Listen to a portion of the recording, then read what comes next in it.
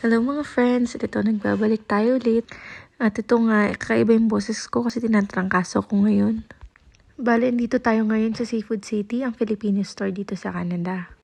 Minsan lang naman din kami makagawi dito dahil medyo malayo sa amin.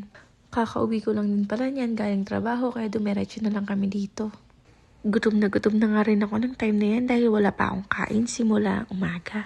May food court kasi dyan yung parang mga karinderya. Pero naisipan muna nga naming tumingin sa loob bago kumain. At ayan nga kung nakikita nyo may delicacies din yan at kung ano-ano pa. Halos yung ibang condiments naman meron din sa Walmart. Kaya yung mga wala sa Walmart dyan na lang namin binibili. Katulad nga ng seafood, limited lang yun sa Walmart.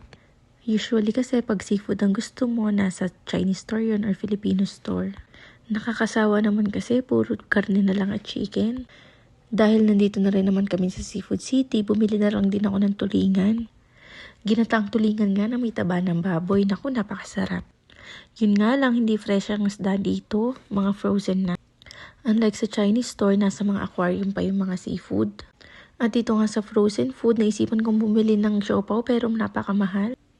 At ayan na nga si Enzo. Inaantok na pa matulog at ayaw pa bitawan yung stick O.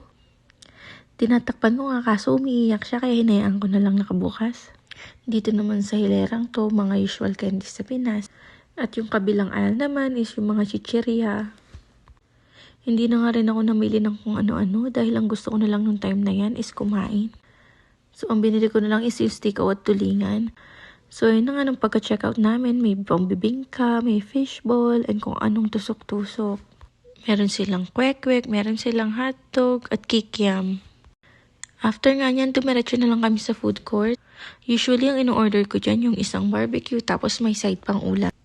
Pero ngayon, for barbecue muna tayo. Yun lang, bye-bye!